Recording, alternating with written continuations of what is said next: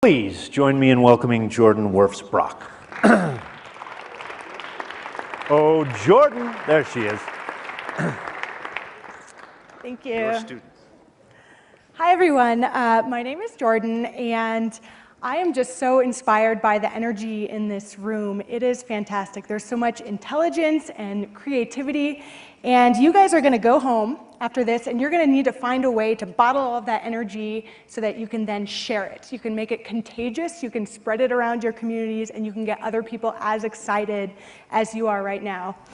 And I firmly believe that storytelling is the most powerful way to do that. It's a tool that you can use to get people on board, to get people to see the things that you see and that you believe.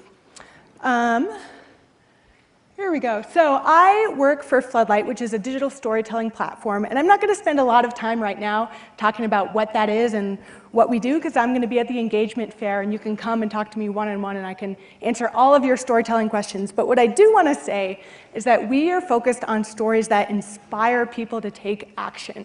You know, we're not just about telling a great story, we're about telling a story that says, this is what you can do next. Now that you've read this story, this is what you can do right now, walk out your door to make a difference in your community. And that's what I hope that you guys can do as well. So before we jump into some ideas about how you can use storytelling in your challenge projects, I want to first talk a little bit about why we tell stories at all. You know, why is this an important topic? And I know I'm probably preaching to the choir a little bit here, but I think that we're all natural-born storytellers. We can't help it. Our brains are like narrative machines. They take in the crazy chaos that's happening in the world around us, and they turn it into stories. That's how we make sense of the world. That's how we make sense of ourselves. It's how we communicate with each other. It's how we see how we fit into our community. And I love this quote from Joan Didion, one of my favorite writers. We tell ourselves stories in order to live. I really think that storytelling is living. And here's another great quote. It's like everyone tells a story about themselves inside their own head, always, all the time. That story makes you who you are, and we build ourselves out of that story. And that's a quote from Patrick Rothfuss. And I really think that once you tell a story, the stories end up becoming true. They have this funny way of taking shape and becoming real. So that's a little pitch for why stories are important. And as an example, I'm going to share a story. This comes from the Whittier neighborhood in Denver. And the full story is up on Floodlight. I encourage you to check it out if you get a minute. But in Whittier, a young man, 18 years old, named Daquan Walker Smith, was walking home one day. And he was shot, and he was killed. He ended up dying. And as the neighborhood was dealing with this, they were struggling with how to cope and how to move forward. This idea emerged. They wanted to build a community garden right across the street from where this event happened and dedicate that garden to Daquan Walker Smith in the hope that those types of violence wouldn't happen again in the Whittier neighborhood. They did this, they came together, they built this garden, and they also told a story about it. Their story is amazing. It has poetry, it has maps in it, and they used that story to try to recruit volunteers who could come and maintain and help the garden, and it worked beautifully. So this is where storytelling and community really come together, and this is the type of storytelling that I hope you can do in your challenges. All right, so taking another step back, what is a story? What do we talk about when we talk about storytelling? And I love that one of the speakers this morning, Laura, who I thought was a great storyteller, took a moment to define art and artists, and I think a lot of that actually applies to stories and storytelling. I think that we are all storytellers. We can't help it, even if we wanted to. We open our mouths and stories come out. But by dissecting them a little bit and actually looking at the pieces of a story, I think we can all get better at storytelling. So it's this thing that we do naturally, but it's also this thing that we can constantly improve upon. So what are some of those components of a story? I like to think that every story has three pieces. The first is a character or characters. The second is some type of action, and the third is meaning. It has to matter, it has to mean something. So let's unpack those a little bit. Characters, that doesn't have to be a person, although it often is. It can be a place, it can be a thing. If you were telling a story about the oceans, for example, tying in that challenge this morning, you might tell the story from the perspective of a plastic bag following it from where it gets made in the factory to where it ends up in the grocery store, to how it goes home in someone's car, to how it winds up in the ocean, to how a sea turtle might see that plastic bag and think that it's a jellyfish. So the character doesn't need to be a person. The next thing that every story needs to have is action.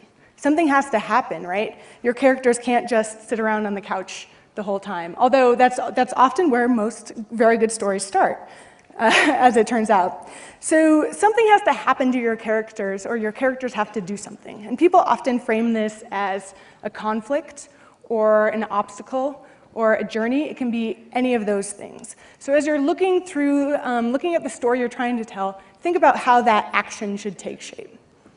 And then the third thing is that a story has to mean something, right? You have to give your readers or your listeners or your viewers a reason to pay attention, right? Why do I care? Why am I gonna read this story? What does it matter to me? And so what I love about this model is by shifting and tweaking these three things, you can actually tell an infinite number of stories from one sequence of events. There's never just one story. And so if you ever get stuck when you're trying to tell a story, I recommend shifting it, moving the character. So an example would be the musical in the book Wicked. It shifted this very famous story, The Wizard of Oz. Instead of the main character being Dorothy, it completely shifted the perspective onto the witch, and it became a brand new concept. And you can do that with real life, too. That doesn't just apply to fiction. So with events that you observe and things that you're participating, think who is at the center, who or what is at the center of this story? And how does the story change when I shift who or what is at the center? And by creating those different stories, you can actually emphasize different meanings.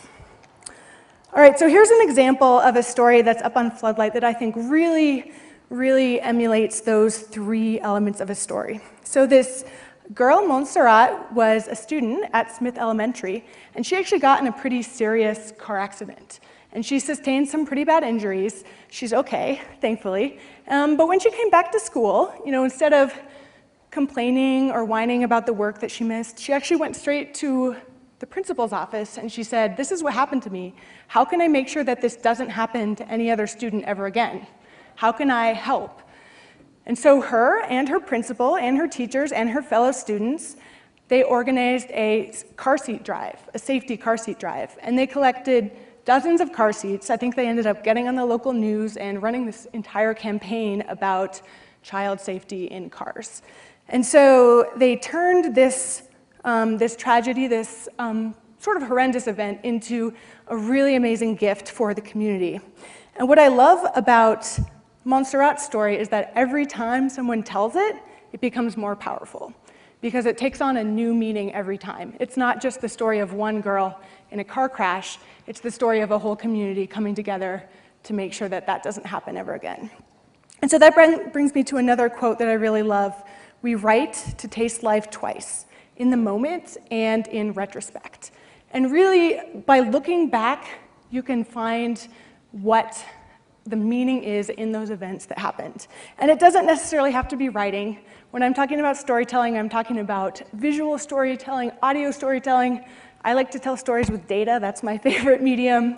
It can be anything you want. It can be spoken word. It can be pictures. All right, so now let's get to the fun part. These are the actual tools and ideas you can use to incorporate storytelling into your challenge projects. So the first one is that you can use storytelling as an engagement tool. You can use it to draw ideas and inspiration from your community. So you can use this in the ideation and the design process before you even get to the part where you're communicating the work that you're doing. And so to set this up, I'm going to tell you a story, and we're going to do a little activity, actually. So this is a story about the great American writer Ernest Hemingway. He's kind of a big, boastful dude. He did a lot of crazy things, had crazy adventures, and so one day he was sitting around with some of his writer friends. They were probably having lunch and cocktails, if his reputation is true, and they're boasting about their writerly achievements this time, what great writers they are. And Ernest Hemingway, he says, "You know what, I bet I could tell you a story using just 6 words that would make you cry." And they're like, come on, you're full of it. No way. 6 words? That's ridiculous. And he's like, no, I think I could do it. And I feel so strongly that I could do it. I want you to pull out your wallets and put all the cash you have on their table. They're like, okay, fine. They do that. He's like, if you don't think that my story is good enough, if you don't think it makes you cry, I will double your money. I will pay you whatever you put on the table. If I lose, I get all your money. They're like, we'll take that bet. There's no way. So he pulls out a cocktail napkin, a fountain pen, and he writes these 6 words. For sale, baby shoes, never worn. What do you think, you guys? Did he win the bet? Yeah, he did, and this kind of has become this living legend of the power of words and how stories don't need to be long or complex or involved or complicated in order to be powerful and emotional and moving. And so out of this story, actually, a movement grew. It's called 6 Word Memoirs, and you may have seen this before because it's gotten a lot of press on Twitter. There's this organization called Smith Mag that runs this project where they collect these 6 word memoirs. But people have started to tell their life story using only 6 words. And it's amazing what people come up with. Some of my favorites off the top of my head, Dave Eggers, a writer, wrote 15 years since last professional haircut. And I love that detail because it doesn't talk anything about his writing, but it tells you so much about who he is. Jimmy Wales, the founder of Wikipedia, his 6 word memoir is, yes, you can edit this biography, which I love because it tells you everything you need to know about him. And we've used this project at some of our community events, and these are just some of the great things that some youth have come up with. I especially like the one at the bottom. I've never been too good at counting. You can see that one actually has 7 words instead of 6. It has a little joke embedded within it. So we're going to take 2 minutes tops, and you all are going to write down your 6 word memoir. Don't worry if it's 5 words or if it's 7 words, that's okay, but try your best to keep it to 6. And I'm going to then call on a few of you to share, some brave souls, to share yours. And obviously I can't get to everyone because there's many of you in this room. So after this, at the community fair, we're going to be collecting 6 word memoirs at the Floodlight booth. So come and share them then as well. So we've got now about 90 seconds.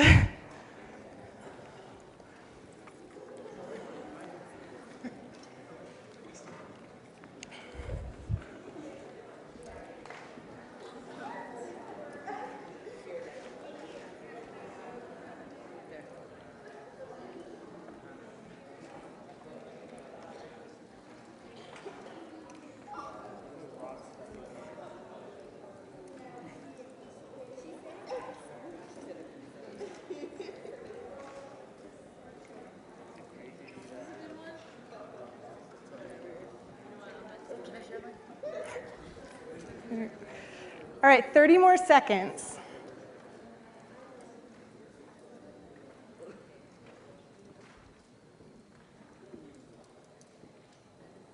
We need the Jeopardy music or something going on in the background.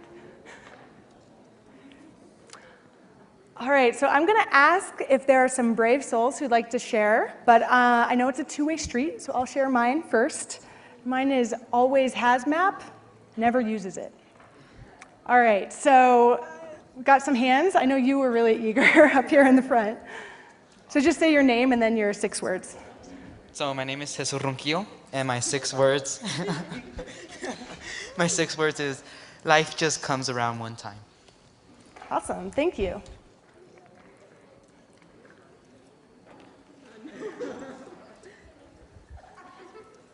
My name's Katie Brown. I go to George Washington, and mine is, life's easier when you dress nice. Awesome. All right, let's do 2 more. Hi, my name is Jaime Vasquez. I attend Stripe Prep, and my 6 word memoir is, life's much better in my head.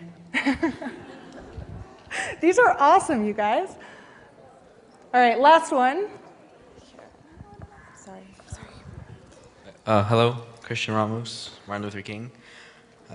My six-word memoir was never thought about, I always did. Awesome. Those are really good, and I hope this inspires you to work on them, to do them a little bit more. And you can also use this as a community engagement tool. So during the fair that's happening later this afternoon, I'll actually be asking you to, in 6 words, say how you want to change your community. How do you want to make your community a better place? So you can use prompts like this that are short and simple to get ideas from people and to really engage and inspire. All right, so that's storytelling for engagement, but you can also use storytelling to inform and to teach. And I love this quote, stories live in your blood and your bones. Follow the seasons and light candles on the darkest night. Every storyteller knows she or he is also a teacher. And that's from Patty Davis. And you can really, really get your message across so much better if you include it in a story. You know, I'm a data person. I love facts. I love information. I love bullet points. I love charts. I love graphs. But those will never have the emotional weight that a story has. So I'm going to use an example to show you how someone is educating using stories. This is from the Colorado Library Consortium. And they get asked pretty much every day, I have the internet. Why would I need to go to a library? And so they're constantly answering this question, why are libraries relevant? And so it has an audio clip, and I hope that it'll play if I do this. But it might not. I'm looking at the tech people. It didn't work. That's okay. We don't get to listen to that. When I'm at an event and someone asks what I do, I say, I'm a librarian. Inevitably, I'm asked the question, are libraries still relevant? Here's my response. Public libraries in Colorado are still more popular than the Denver Broncos. If you take an average 2-week period during 2012, you'll find the number of people visiting public libraries across Colorado was higher than the number of Broncos fans who have attended home games and have filled that stadium during the last 12 years combined. Seriously, 2 weeks versus 12 years. Last year alone, for instance, more than 32,728,000 people visited Colorado libraries. They checked out more than 66 million items. Of those, more than 22.5 million items were children's materials. You know, big numbers are great. They can show patterns and widespread impact, but they only tell part of the story of our libraries. You know why I think libraries are still relevant? Because of the community engagement I see happening in every one of Colorado's public libraries. Much of this engagement starts with the kids. You might get the warm and fuzzies thinking about a cozy story time in the library. That's great, because story times are still core programs. But many libraries have moved well beyond those traditional offerings in response to their community needs. For example, some public libraries are offering interactive STEM programs, that's science, technology, engineering, and math. One library I know is near a school district that is shifting to 4-day-a-week scheduling. So, on Fridays, those little hooligans are going to be out on the streets. Now, the library is responding by offering interactive STEM programs on Fridays when those kids are out of school. Imagine girls and boys doing experiments like creating a shooting geyser by dropping Mentos candies into a 2-liter Diet Coke bottle. Yes, that's great, messy fun, but then they're learning about physics and the scientific principles behind such reactions. That's just one example. The bottom line is that kids love to explore and create and interact. The public library offers a place for that activity. In fact, for kids of all ages. All right, so I love that example because number one, he uses data. As I said, I'm a data geek, but he does it in such a compelling way by comparing library attendance to Broncos attendance, right? I love that. 2 weeks versus 12, what was it, 12 years or something like that? Yeah, it's amazing. But then he also includes a story and images that you can actually see in your head. You can see these kids going there and doing experiments at the library because their school is closed. And then the third reason I love it is it's audio. I'm a huge fan of audio, so here comes my little plug that I encourage you to try telling stories with audio. You know, I'm a writer myself, but I am deathly afraid of sitting down at my computer and staring at that blank screen. It's the scariest thing in the world to start writing. But to start talking, that's easy. Anyone can do that, and anyone can tell a story just by speaking. And so I encourage you, who has a cell phone? I guess it's probably going to be everyone, right? If you have a cell phone, you have a digital audio recorder in your pocket at all times. So go out, talk to people, start recording. There's a free app if you happen to have a smartphone called SoundCloud. It's wonderful. You can record things and then upload them to the web instantly. It's like YouTube, but for audio. I use it all the time. Audio is personal. You feel like you're sitting next to someone. You can get so much more than just writing. So that's my mini pitch for audio storytelling. And if you have questions about how to use audio, come and talk to me at the fair. I'll get you all set up. So, almost done with our time, so I'm going to leave you with 4 storytelling activities that you could do right now. You could go home and do these today. Actually, maybe not today, because you guys have had a long couple of days. You should probably take a break first. But these are 4 things that you can do right away. So the first, you've already started, your 6-word memoirs. Go out and finish them, and then publish them. Share them to the world. Let's share them with the world. Share your voice. Tell people what you have to say. The next is that you can, either using the 6-word memoir concept or a different prompt or a different idea, is to try crowdsourcing a story. And so this means you can either go out on the street and just ask people questions, or you can put something up on your team's Facebook page or on Twitter and try to get feedback digitally that way. You can even use text messaging. It's super easy. There's a project that we did on Floodlight where we had people text in murals in their neighborhoods. And you just take a picture on your phone and you can actually text it to an email address, and it's super easy. The third thing that I hope that you'll do is to practice interviewing and audio storytelling. So it's really easy. Just practice with your family, with your parents, with your friends. Just sit down and ask them to tell you a story. We did a workshop with that library group, and we actually asked everyone in that group to interview each other. And they all talked about their very first memory of a library. And the stories they told were fantastic. They were amazing. The fourth thing, and this maybe takes a little bit more effort, is to hold a storytelling party.